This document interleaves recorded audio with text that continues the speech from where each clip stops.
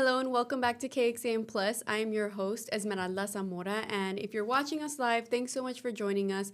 We have another Freddy's Weekend Watch segment to look at all the weekend events happening around Central Texas, and this weekend is jam-packed. Freddy, thanks for joining me. Yeah. How are you doing? I'm doing fantastic. Another weekend has arrived, and of course, we're going to have a ton to talk about. There's things that are happening from now to the end of the year. There's new things that are popping up all the time. And then, of course, one of the biggest events of the year happening at Zilker Park. And, of course, we'll get to that in just a bit. Yes, we sure will. And you know what? Some of these events, or one of them for sure, is an event we talked about last year. So it's exciting to maybe recap how the event went last year and then talk about what it's going to look like this year, right? Yeah, it'll be a ton of fun to be able to go into all of that. But, to see what new changes are coming to the Lady Bird Johnson Wildflower Center and some of the things that they're doing there. We have a tour for national tour for Kimberly Akimbo. We're going to have an exclusive interview with a Broadway legend. But first, we got to talk about the elephant in the room of what's happening this weekend because Austin is becoming jam-packed with people flying in for one of the biggest music festivals of the year. Yes, and if you want some more information about closures and traffic, we'll have a stream on that again later today. But that event is happening. It kicks off tomorrow. Will you be there, Freddie? This weekend, I won't. I got my tickets for weekend 2. So I'm excited about weekend 2 and what's going to happen there. You and I talked about, one of my favorite Argentinian duos is going to be there. Catriel and Paco Amoroso, they're going to be performing for weekend 2. But, there's so much we can talk about. Well, we're talking about ACL. I don't know if we didn't officially say ACL. We're specific, but ACL is happening this weekend, right? That's right. So let's go into the details of what people can expect for Austin City Limits because this is it. It has arrived. A lot of people flying into town for this great event. So this is happening on Friday, October 3rd. That kicks off tomorrow, and this runs all the way through Sunday. That's weekend 1. And then, of course, we have weekend 2 the following weekend. Here's some of the highlights that we're going to talk about. On Friday, there's Empire of the Sun, Hosier, and Luke Combs is going to be there for Friday. For Saturday, Doechii, which is, on a meteoric rise over the past couple of months, or past year, technically. And probably with some of my favorite songs, I'm really excited about that. The Strokes. And then, of course, the queen of pop right now, Sabrina Carpenter, is going to be there on Saturday. And then Sunday, we have T-Pain, Passion Pit, and then replacing Doja Cat, who dropped out, is The Killers on Sunday night. Yeah, Saturday looks more like my lineup, but Sunday and Friday also look really fun as well. Yeah, I'm a huge Doechii fan. Like I love all her music. Nissan Altima is probably my favorite one that she has right now. Very not safe for work music, so don't try looking it up right now. But I wish I could be there for Doechii. I'm going to be working next Saturday, but I do have tickets for Sunday, and that day I'm going. I'm going to see Rainbow Kitten Surprise. I mentioned Castriel and Paco Amoroso. They're going to be there on weekend 2, and then the Killers are performing, and that's another big one that I'm really excited about. And as soon as they announced the Killers, I jumped on and I bought the tickets. You cannot miss that one, but you are missing the Strokes, and they're so great. They're really, really good. The Strokes are probably a really amazing band. And hey, this weekend isn't looking bad at all. We're looking at temperatures to stay within the 90s. We're getting some sunny skies out there. Not going to be the triple digits like we saw last year when I sat outside for 3 hours waiting for under the sun, waiting for Chapel Roan. That's not happening this year. This year, we're going to at least stay within the mid to low 90s. A bit of sunshine out there, so drink plenty of water, stay hydrated, and just make sure you're safe. Humidity will stay down as well, which is also great news. I'm remembering last year when we were talking about ACL, and after the fact, how we saw a bunch of people just pulling up in their paddle boards right behind the stage and listening. So if you don't have tickets, go out there, get on the water, and there's always a way to listen to that music. There really, really is. But let's say Austin City Limits isn't your thing. Let's say you want to check out a show. Well, there's a really cool show that's coming to Bass Concert Hall. This is Kimberly Akimbo. And this show is touring. It's doing its national tour right now. And it actually only runs up until Sunday. So you have some time to buy some tickets to get out there to check it out. It's a story. Kimberly Akimbo is a really good but tough story to watch, right? It's a funny, eye-opening, heartwarming story about a teenager who has a symptom or no, hold on, I'm gonna get the word. Anyway, she has unfortunately she ages very quickly, Mm. and so because of that, while she is a teenager, she physically looks like she's much older in life. Wow. She looks like an older lady. Her body just ages too rapidly, and because of that, her lifespan is going to be very short. And so it's her as a teenager living high school life, trying to deal with the fact that she doesn't have very much longer to live. And so while it is a tragic story, it's also an uplifting story to hold yourself to live the fullest life you can, even if you're only here for a short amount of time. And anyway, Broadway icon Ann Morrison is in the lead role. And coming up a little later on, Erica Brennis will actually be sitting down and talking with Ann Morrison, who originated the role of or in Merrily We Roll Along, which recently won a Tony because of the work that Jonathan Groff was doing, that on top of the work that Daniel Radcliffe was doing. So it's a really cool show. If you get a chance, you got to check it out. That's Sunday, October 5th. Or up till Sunday, October 5th. But don't take my word for it. You're going to hear that interview in just a moment. Yeah, so stay tuned because that interview is coming up just after this. But Freddie, we also have another guest here with us today. We do, and I'm really excited about this. We had this guest on last year, and they're here once again. We have Lee Clippard, the executive director of Lady Bird Johnson Wildflower Center, here to talk to us a bit more about Fortlandia as that kicks off one more time. It kicks off this Saturday, so we're excited to have him join us in the studio. Lee, thank you so much for being here. Thanks so much for having me. Yeah, it's great to be here again. This is really exciting. This is probably my favorite part of the year to kind of talk about Fortlandia, because we always talk about, as we grow older, we get so caught up in work and life, and we forget to enjoy the little things in life, the magical part of imagination. And that's what this is all about. So talk to us. What exactly is Fortlandia? Yeah, so speaking of living life to the fullest, right? There's a lot going on this weekend. It's a perfect segue from Kimberly Akimbo to think about, being young again and enjoying forts. So this is our 8th year hosting Fortlandia at the Lady Bird Johnson Wildflower Center. And we have 8 new forts that are designed by people from around the community. And it always just is so inspiring to think about how many creative people there are here in Austin and all the crazy ideas they come up with.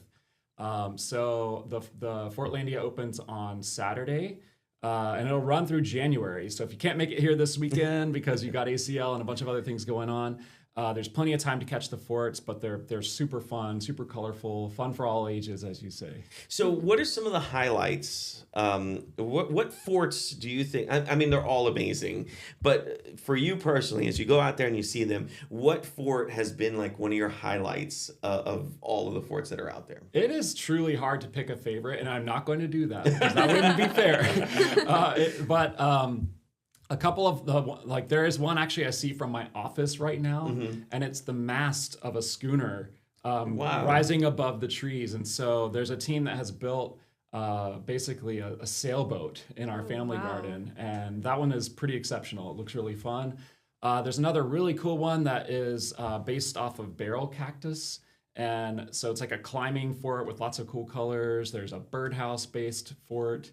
There's just a lot of fun forts out there this year. So how long does it take to create some of these creations? Is it just a certain amount of time?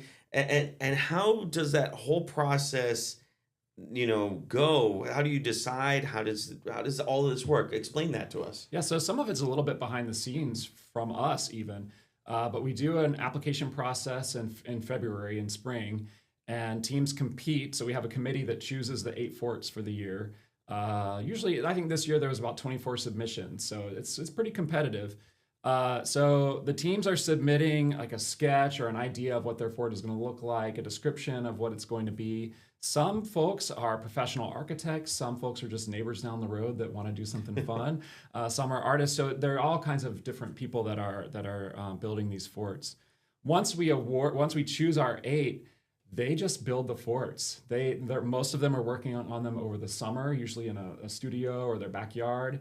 And then we have about a 2-week period in the fall right now where they're installing them really quickly at the Wildflower Center. So it's pretty fun because we've seen them on paper. And then months later, just like 2 weeks before we open, all of a sudden we start seeing them come to life. And I love walking out there every day, talking to the teams, seeing them come to life and take shape. It's really exciting. So do you and your team go out there and obviously watch them come up and kind of think, okay, I wonder how they're going to do that. I wonder how they're going to fix that. Yes, yeah. We shake them a little bit, make sure they're going to withstand all the pressure from the kids and the adults climbing on them. Yeah. So how important is it to have something like Fortlandia, and why is this such a big focus for you guys? That's such a great question. So, especially for kids, there's not a lot of access to nature these days, or there's not a lot of priority put on nature play.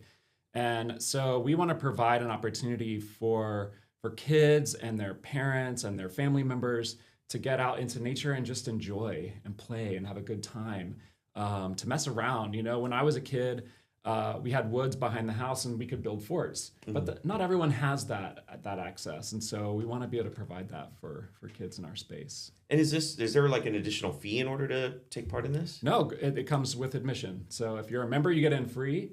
And then of course, membership comes with tons of other benefits. We have a plant sale and other things going on. And then you just pay a regular admission price to get in. So, you said something really interesting there, and this wasn't only for kids, but adults can partake in this as well, correct? Oh, absolutely. I climb on them. You can't tell now, but I'm a giant human. So yeah. But that seems like a lot of fun to be able to say, I'm going to take some time off to be with my kids. Not in time off, right? But, go out there on a Saturday, take your kids out there and just kind of have fun. I think we miss that sometimes in our lives. Absolutely. Yeah. It's such a creative moment. And it's not just, it's like uncles bringing their nieces and nephews. It is grandparents, so there's all kinds of family mixes happening there. And it's so interesting to see, kids have very different perspectives and they're imagining things that you would have never imagined. And then the adults can kind of play into that and have a really nice time with their kids. Wow. Yeah. Okay, so that's not the only event that you guys have going on right now. Another one that kicked off, a couple weeks ago, which is the Nightmare Before Christmas Trail event. Talk to us about that a bit. Yes, so this is a collaboration with Texas Performing Arts. We just Kimberly Akimbo. And so this is Disney Tim Burton's Nightmare Before Christmas Light Trail. And it is absolutely exceptional. It just opened last week. And it's really fun. You walk around this trail through our Texas Arboretum. You get to see all the characters from the movie. There's this immersive sound. It's like that surround sound the whole time you're on the trail. It's songs from the movie. It's a really, really nice, fun thing to do. And that's open from now through November 30th. Is that also part of the admission, or do we have to buy? That's a separate ticket that you get on texasperformingarts.org. And you can also find it through wildflower.org. We link out to it as well. And again, I think this is really cool because, my sister who lives in New York, she always talks about, oh yeah, we went on this pumpkin trail, we went on this other trail. We don't get stuff like this all the time. So to be able to enjoy something like this, especially in somewhere as, pretty as the Wildflower Center, that's a bonus, isn't it? It's very unique. So there's only 2 places this is happening in the United States right now, and that's New York City and Austin, Texas. And people are coming from all across Texas. I've met people from San Antonio, Houston that are coming in just for the Nightmare Before Christmas Trail. So it's very fun and very unique. Is Oogie Boogie there? That's my question. Yes. So people are going to have to check that out. All right. So if people want more information on either of these 2 events, where's the best place to go? Where can they check it out? The easiest thing to do is go to wildflower.org or follow us on Instagram. Check us out on Instagram. And, those aren't the only 2 things we have going on right now. I think I mentioned it already, but we have the fall native plant sale. Mm-hmm. So during the day, you can come out and buy plants for your garden, play in Fortlandia starting Saturday. You can come at night to the Nightmare Before Christmas Trail, and that's happening through this entire month. Awesome. So the Nightmare Before Christmas Light Trail, that runs to the end of the month. And then you said, how long is Fortlandia? You said that opens this Saturday and it runs until when? Yeah, so lots of dates to keep in mind. Yeah. So we've got Nightmare Before Christmas that runs through November 30th. November 30th. We've got Fortlandia that runs through the end of January. And then we have the plant sale that goes through the end of October. Wow. And that's not it. I mean, obviously we can't have you tease everything, but you have more stuff down the pipeline as well, right? Oh, absolutely. And of course, you can come out anytime and see all the beautiful plants. It's fall. It might not feel exactly like fall yet, but it truly is fall, and nature thinks it's fall.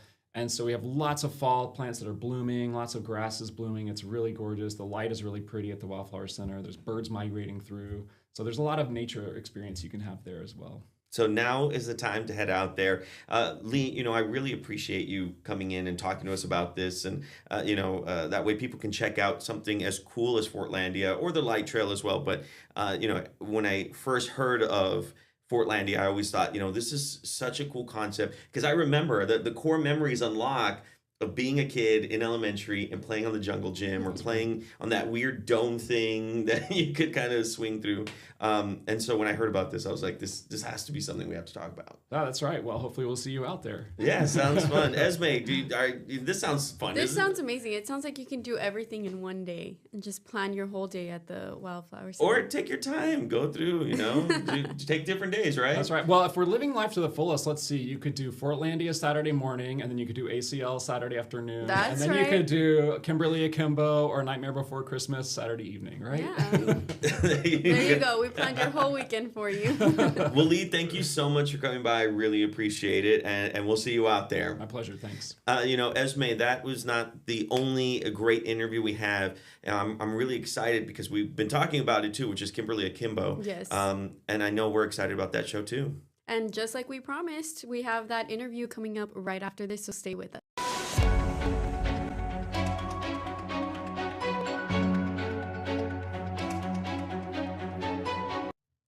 Hey there. Okay, I am so excited and honored to step in for Freddy. He was not able to be here today, but he's the one missing out, and I'm the lucky one because I get to talk to really a Broadway veteran actress. You have had quite the career we want to talk about. Ann Morrison is joining me today. She is starring in Kimberly Akimbo this weekend at Bass Concert Hall. I am a Broadway lover. I love them all. I love the music. It's just so exciting. So, Anne, thank you so much for joining us today. Fun. I'm having a great day. Welcome to Austin. I hope you're enjoying it and the traffic. I've never been to Austin before, and I'm having a ball. It's a great city. It's quite this. So I actually do the traffic. I'm the morning traffic anchor here at KXAN. And so Am I going to have a hard time this weekend getting to the theater? Well, it depends on where you're staying, but hopefully you're north of the river, closer to the UT campus, and not over anywhere near Zilker Park. Not at all. Okay, good. Okay, so we've got that checked off. So, Anne, tell me about yourself. I mean, so you're starring in Kimberly Akimbo, but this is, you have a storied career. Mm-hmm. Well, let's just start from the beginning. How did you get into music? Very beginning. It's a very good place to start. How did you get into this? Theater? Yes, musical theater, Broadway, all of it. I was lucky that I had musical theater parents, but on a college level. My dad was a music professor, taught everything in music, and was a composer. And he taught like a combination of Danny Kaye and Victor Borger. So young people, Danny Kaye and Victor Borger, you were going to have to, Google to find out, but he was hilarious. And my mother was a Renaissance woman. She was a choreographer, she was a dancer, she was a director, she was a visual artist, she designed plates, hats, she wrote poetry. They wrote 3 musicals, 1 opera, 3 ballets together, art songs, and I thought that was normal. Wow. And so they kind of dragged me into the theater on the college level, kicking and screaming, kicking like a chorus line dancer and screaming like Ethel Merman. Love it. But I loved it. Yeah. And I just felt it was my place to be. So I just continued always doing theater. I finally got my Actors Union card while working at the Burt Reynolds Jupiter Theater, watching TV stars, film stars, and stage stars work. And got my card, went to New York, and within a year and 6 months, I was on Broadway. So where did you grow up? I grew up in the Chicago area. Okay. So, which is a thriving theater community for sure. Right, it's a good place to grow up and get to see shows that come through and everything. And I'd gone to New York to work at the Herbert Berghoff Studios for a while, and then went on the road with a Korean family singing in nightclubs, which was another interesting Okay. experience. And that's another whole evening of stories, which I'll come back and tell you sometime. Please unpack that for sure. We would love to hear it. So let's talk about Kimberly Akimbo. Okay. How you one show under your belt. It's here for the weekend. How was opening night? Well, I'll tell you, Austin, you are a great audience. You got everything. It's a very funny show and very touching. So you got all the laughs, roar with laughter, and then all the touching stuff. I heard you go, "Aw!" So A little sniffle. It was a brilliant audience. Yeah. It was, and it's always fun to be able to have that relationship with an audience. Now, this is a Tony Award-winning musical, but for someone that maybe hasn't heard of it, seen it, listened to the soundtrack, can you tell us about it? It's very odd in the sense that it's about a 15-year-old who's turning 16 during the course of the play, but she has a rare genetic disease order where she ages actually every 4 to 5 years in that 1 year. So she's turning 16, but she's actually now in the body of a 70-year-old. And I got the role because I'm 16 in a 70-year-old body, so I don't have to act. It felt I just natural. have to show up. Oh, Yes. I love that. But it's a beautiful show. So she's got a very dysfunctional family. She has an aunt that could get them into a felony charge. She is dealing with being now a 16-year-old, looking old in a high school, trying to create friends. She remains optimistic no matter what happens, and with the possibility that her life expectancy is almost up. So what's going to happen? Mm-hmm. And it's the choices that she makes. The one thing that nobody talks about is that if she is in a body of a 70-year-old at 16, that means her prefrontal cortex is in. Yes. And the other 16-year-olds don't have that. Makes a big difference. So I think her choices of being very much like a parent at times, it makes sense because she has that function in the brain. So, how did you draw from that, having to play such a vast, Jessica range Stone, of ages? who's the director, because there are several. She's worked with several Kimberly. She had Victoria Clark and several, even the people that are coming into it from the roadshow on the replacement for Carolee Carmelo. And I thought, well, do I have to do a cookie cutter thing? And she said, absolutely not. I want to see how you approach Kimberly. And we hit it off immediately. She said, I love your choices. There are certain things I have to do because I have to be here at a certain time and those things. But how I approached the role, she just loved. And she said, oh my God, you are perfect for this. It is so you. So I'm having a ball. How is it you? Tell me. You mentioned always a positive outlook, no matter what. Is that something that you just drew from naturally? Naturally. The beauty is that the creators of the piece really wanted to write a play, what was originally a play and then a musical, that would help us older actresses who don't work very much anymore. Now, I've had a fun career because I chose to just go where the door opens. Where I'm invited, then that's where I go. And I got invited to do this, and so I went. And it was a perfect shoe. I think what I love is because it's live theater, anything can happen, but I'm still trying to understand Kimberly. For me, So every night is fun, and I'm with such a talented cast of people. It feels like an ensemble show, even though I'm supposed to be the lead of it. It feels like an ensemble piece. Everyone's so talented and giving and loving, and the host sets the tone. The people who created the show are full of heart, and so they drew people that are full of heart. The crew, we all laugh. When something goes wrong, we all laugh. We enjoy each other's company. So if you're going to be on the road for a long time, I couldn't have picked a better career. Yeah. I mean, that's true. And I would imagine, and I know a lot of people in Austin can relate to this experience of being in acting, being in performing in theater, and hearing no.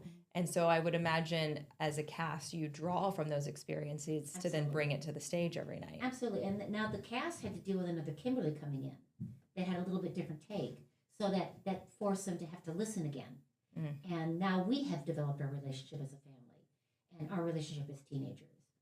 And that's deliciously fun. And we had a changeover with a cast member who just came in, one of the teens. And we'll have another one and another one soon.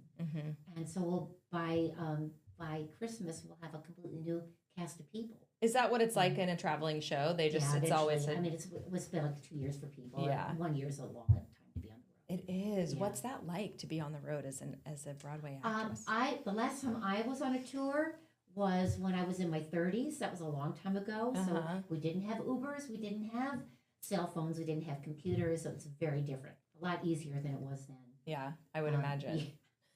And then touring with a Korean family, singing in nightclubs. That was a whole other experience. And then there was that. What do you typically do on your downtime? When you, like, does the cast say relax, that kind of thing? I'm always curious. What does the cast do? I'm the old broad. In fact, I have a T-shirt that says "old broad" on it. So everybody gets along with each other, but I find that I spend a lot of time on my own, partly because I want to write.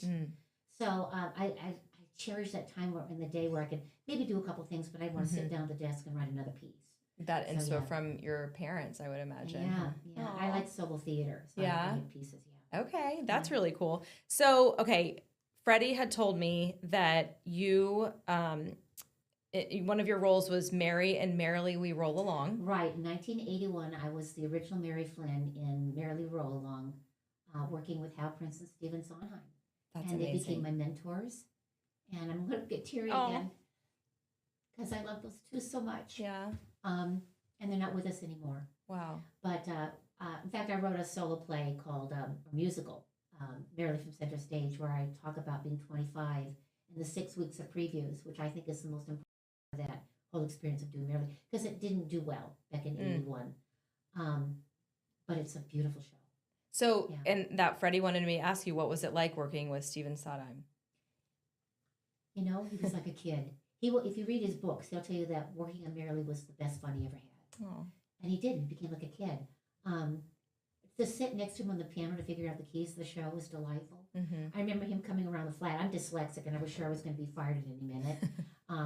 And he would come around the flat and say, by the way, don't forget the "and" in that sentence. And I thought, bust it. I'm going to be fired. Oh. And I said, I bet you know every word of the script. And he said, yep. Yeah. But he was a dream. And Hal Prince, you know, he became Uncle Hal.